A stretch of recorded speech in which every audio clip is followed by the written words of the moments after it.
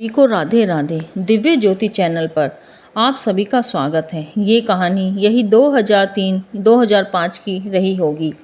ये कहानी आगरा में रहने वाली एक फैमिली की है।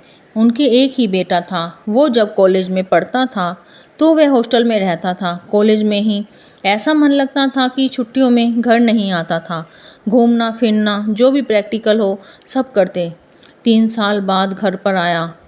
बेंगलोर में जॉब लग गई थी। 1.5-2 महीने बाद वापस जाना है तो मम्मी पापा के साथ रह लेता हूँ। जॉब पे जाने के बाद कब आना हो अपने दोस्तों से मिलता, पूरा दिन यूं ही निकल जाता। नीचे मम्मी पापा रहते थे, ऊपर इसका रूम था। रात को ये खाना खा पी के बालकनी में स्मोक कर रहा था। स्मोक करते करते नज़र पड़ोस की बालकनी में एक लड़की खड़ी है, सुंदर सी। देखा, अपना स्मोक करके अंदर गया, अपना जो भी काम था करके सो गया। उस दिन के बाद जितनी बार बालकनी में स्मोक करने जाता, लड़की वहीं खड़ी रहती। फिर उन दोनों में बातें होने लगी। तुमको तो मैंने यहाँ कभी नहीं देखा। मैं जब से आई हूँ, मैं तो कॉलेज गया हुआ था। 4 साल कॉलेज में रहा। बेंगलोर में जॉब लग गई है। 1.5 महीने बाद चला जाऊँगा। मम्मी पापा से मिलने आया था। वो बोलता है कि मैंने भी तुम्हें यहाँ नहीं देखा। वो बोली, यही 1-2 साल पहले ही शिफ्ट हुई थी। यहाँ पर तुम आए नहीं तो देखोगे कहाँ से। वो रोज़ बातें करते करते दोनों की अपनी लव स्टोरी शुरू हो गई। उसको पता नहीं चला 1.5 महीना कब गुजर गया, पता ही नहीं चला। जब लास्ट दिन था, बालकनी में आया, बोला, सुबह मेरी 5 बजे की फ़्लाइट है, जा रहा हूँ बेंगलोर। तुम आना कभी बेंगलोर, मैं कभी छुट्टियों में आऊँगा, तब मिलेंगे। इस तरह से बातचीत की, टाटा बाय बाय की, अंदर जाकर सो गया।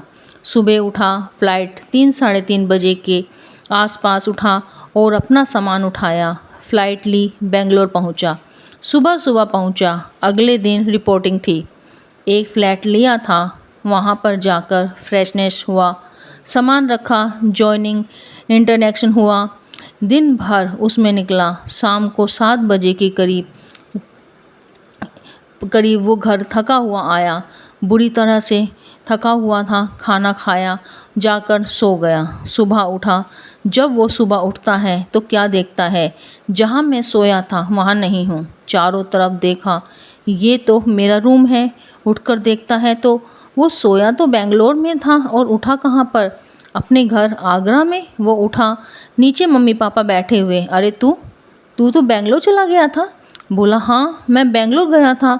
पापा बोले, तू गया नहीं, तू झूठ बोल रहा है। गया होता तो आता कैसे इतनी जल्दी, कैसे आ जाएगा। उसने बताया, मैं बेंगलोर गया था, मैं सोया वहाँ पर, उठा यहाँ पर। पागल बना रहा है तेरे को नहीं जाना था तो मत। जब ऐसे भी कौन बोल रहा था, हमने कौन सा तेरे को ज़बरदस्ती भेज रहे थे।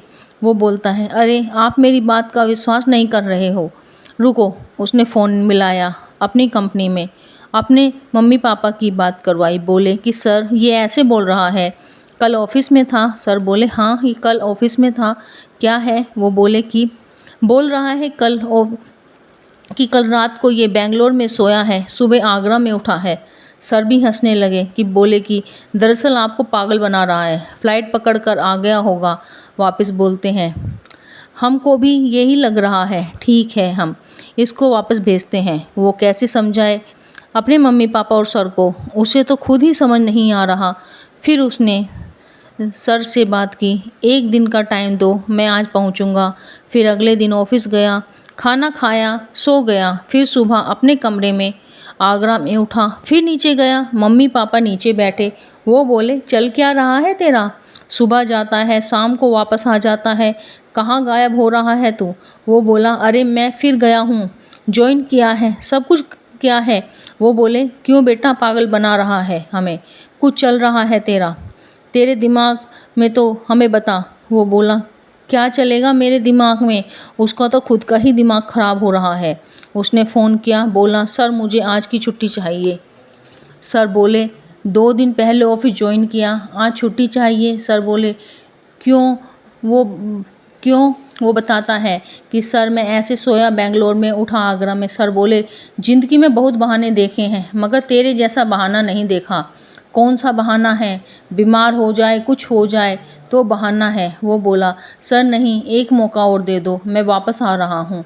उसको समझ आ गया था कि मैं सोऊंगा तो वापस आगरा चला जाऊंगा। अब मैं सोऊंगा ही नहीं। जॉब पे गया, काम किया, रात को आया, बैठ गया, कॉफ़ी पीता रहा, पूरी रात नहीं सोया। वो सुबह बेंगलोर में ही था, कहीं नहीं गया। ऑफिस पहुंचा, मरी सी हालत में दिन भर काम करने की कोशिश कर रहा था मगर ढंग से काम नहीं हो रहा था। शाम को घर आया, सोच कर कि नहीं सोऊंगा। बैठे बैठे पता नहीं कब उसकी आंख लग गई। फिर वही वापस उठा आगरा में। अब सबका दिमाग घूम गया, सब कुछ कर लिया, तांत्रिक बाबा सब, पंडित जी आए, को बुलाया। बोले ये जहाँ रह रहा है ना, पंडित जी बोले जहाँ रह रहा है वहीं पर दिक्कत है, इसका शहर चेंज करवाओ। उनने सर से बात की, मेरी ब्रांच चेंज कर दो। उन्होंने उसे वहाँ से पूना शिफ्ट कर दिया।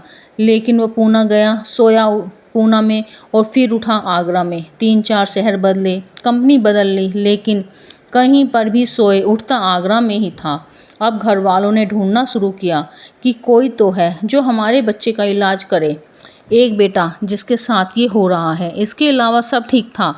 फिर एक बहुत ही विख्यात, जाने पहचाने कोई बहुत ही शक्तिशाली किसी ने बताया। वो वहाँ गए। उस बाबा ने बताया, बच्चे को बोला क्या हो रहा है बेटा तेरे साथ? वो बोला कि बाबा जी ऐसे ऐसे हो रहा है, ये तो कुछ अलग ही हो रहा है, मैंने तो आज तक ऐसा कुछ सुना ही नहीं, मैं भी आपको समझा नहीं सकता। एक काम करो, ये सब तुम्हारे साथ कब से हो रहा है? जब से मैंने कंपनी ज्वाइन की है। बोले उससे पहले कॉलेज में? बोला कॉलेज में कुछ नहीं, सब अच्छा था। अच्छा एक बात बताओ, कॉलेज आए और कंपनी ज्वाइन करने तक उसके बीच कुछ अजीब हुआ? वो बोला नहीं, मेरे साथ तो कुछ भी अजीब नहीं हुआ। थोड़ा सोचो, दिमाग पर जोर डालो, कुछ तो ऐसा हुआ होगा जो तुम्हें नॉर्मल लगता होगा। बहुत सोचने के बाद उसके मम्मी पापा साथ में थे। वो बोला पंडित जी एक बात है, जब मैं आया था तो पड़ोस में मुझे लड़की दिखा करती थी, अब वो नहीं दिखती। तो इन्हें एक क्लू मिल गया। माँ बाप बोले कौन सी लड़की? वो बोलता है अपने पड़ोस वाले घर में, ऊपर बालकनी में, वो घर तो खाली है। क्या बात कर रहे हो? मैं तो रोज़ बात करता था, 2 साल से खाली है। तेरे को कौन सी लड़की दिख गई वहाँ पर? यहाँ से कहानी शुरू होती है। जो क्लू मिला था उन्होंने फोकस किया, वहाँ पे फोकस करके बताया कि ये कोई लड़की नहीं, लड़की की आत्मा है। इसको भी पसंद आ गई पर ये इसके साथ रहना चाहती है और ये इतनी स्ट्रॉन्ग है ना, बहुत ही पावरफुल है, ये इसको कहीं से भी ले आती है। वो बोले महाराज ये सब कैसे हो सकता है? वो बोला ये तो मैं भी नहीं समझ सकता, पर जो इसके साथ हो रहा है इसका कारण यही है और जितना जल्दी हो सके इसका इलाज करना पड़ेगा, नहीं तो बचेगा नहीं, चला जाएगा, अपने साथ ले जाएगी। तो बोलते हैं महाराज एक ही बेटा है हमारा, महाराज इसका कोई इलाज करें। इलाज क्या है? बोला कि देखता हूँ, 2-3 दिन लिए उसके बाद वापस सबको बुलाया। देखो इसका कोई इलाज नहीं है, ये तो जाएगा, इसको कोई बचा नहीं सकता क्योंकि मैं भी नहीं बचा सकता, लेकिन एक उपाय है, करके देख लेते हैं। काम कर गया ठीक तो महाराज मैं तो आपकी मदद नहीं कर सकता। वो बोला जो भी है महाराज करो, देखते हैं करके। वो बोलता है इसे इंडिया से बाहर भेज दो, इंडिया में नहीं रहना चाहिए, पहली बात, और दूसरा मैं इसका इलाज करूं।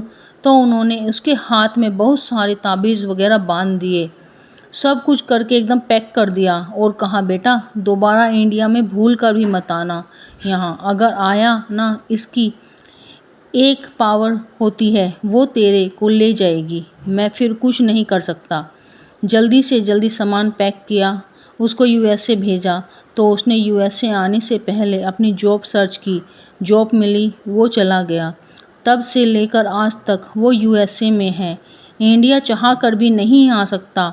उसके मम्मी पापा उससे मिलने वहीं जाते हैं, वो यहाँ नहीं आ सकता। ये किसी के साथ हो तो दूसरा कोई क्या खुद उसके घर वाले यकीन नहीं करेंगे कि ऐसा भी होता है। अगर आपको ये कहानी अच्छी लगे तो लाइक सब्सक्राइब करना। फिर मिलेंगे, तब तक के लिए आप सभी को मेरे राम राम।